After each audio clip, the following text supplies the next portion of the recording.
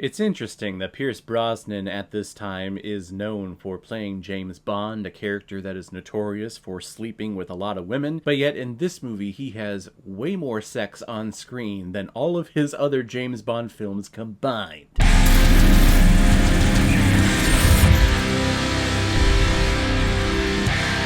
Thomas Crown Affair, released in 1999 and is directed by John McTiernan, who's also behind such films like Predator, Die Hard, and The Hunt for Red October. And this film is starring Pierce Brosnan, Rene Russo, and Denis Leary. And the reason why we're talking about the Thomas Crown Affair is because it was a PayPal recommendation and donation from a big-time contributor and supporter of this channel, Jeff Fry. Thank you very much for this recommendation.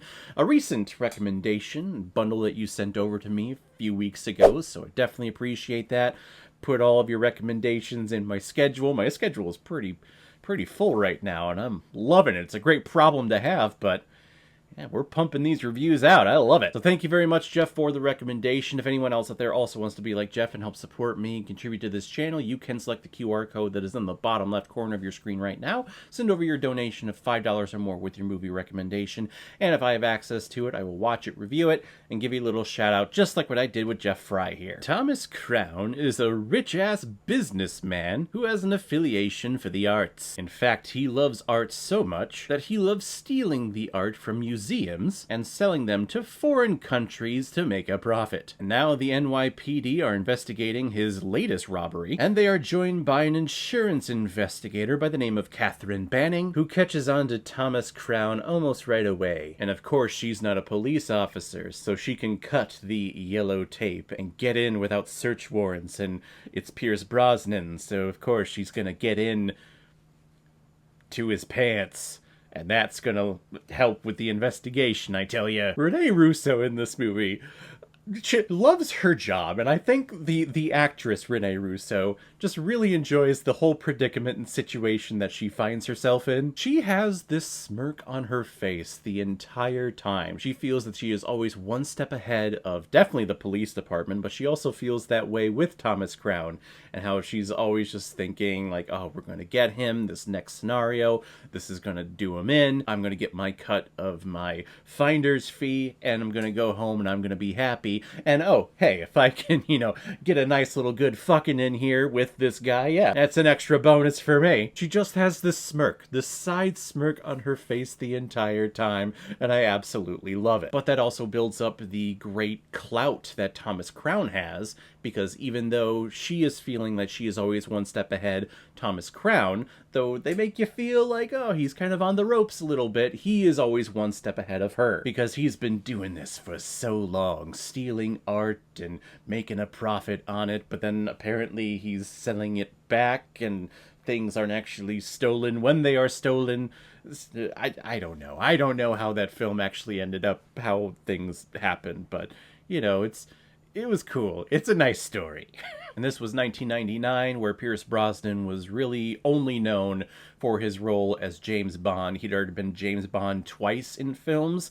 I believe World Is Not Enough came out in 2000, so it was definitely shooting at the time. But at this time, Pierce Brosnan really only played one character in any of his movies. Unlike today, where they keep putting him in musicals like Mamma Mia and that Cinderella movie where they have him sing, and he definitely shouldn't be doing that. Though I really enjoyed him as Dr. Fate in Black Adam. Black Adam is meh, one of those movies, but he was definitely by far the best part of it. But at this time, in the mid to late 90s, Pierce Brosnan really could only play one role, and that was James Bond. It didn't matter what film he was in, he was always just playing James Bond. And that's what he did here. He played James Bond, just obsessed with stealing art paintings. Though I do really like his chemistry with Rene Russo. I mean, Rene Russo, that's not a hard thing to show on screen. Oh, hey, look at this sexy British gentleman.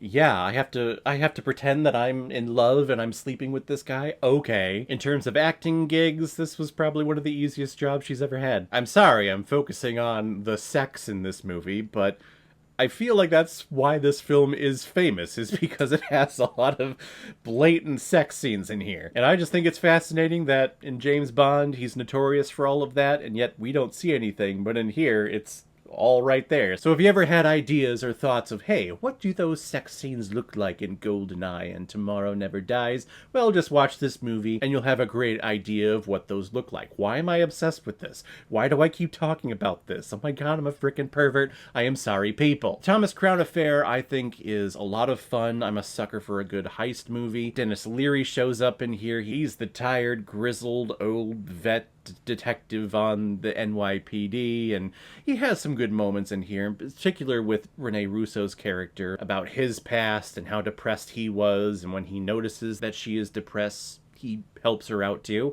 I actually really enjoy that, especially from a police character. It's nice to see. But Thomas Crown Affair is a lot of fun, surprisingly. I've always seen this poster, I think, but definitely have never watched this film before. And it was a lot of fun trying to figure out what is going on and trying to be one step ahead of everyone here as the audience member. Though I do feel that the love story, the ending of this movie with a little bow on it, it's a little cliche, it's a little cheesy in my opinion. But that aside, again, Thomas Crown Affair is a lot of fun, and I definitely think you should check it out. I'm going to give the Thomas Crown Affair 3.5 out of 5 Blu-rays. I am above average. So guys, have you seen the Thomas Crown Affair? What did you think about it? Or if you've never seen it before and you stumbled across it because of this video, then comment below and let me know what you thought about it. And as always, if you like what you see here, if you like my take on movies, then hit the subscribe button and make sure you hit that bell so you'll know the next time I release my next movie review. So guys, I will see you next time on the channel, but in the meantime, be well, be good to each other, and go watch a movie. Take care, guys.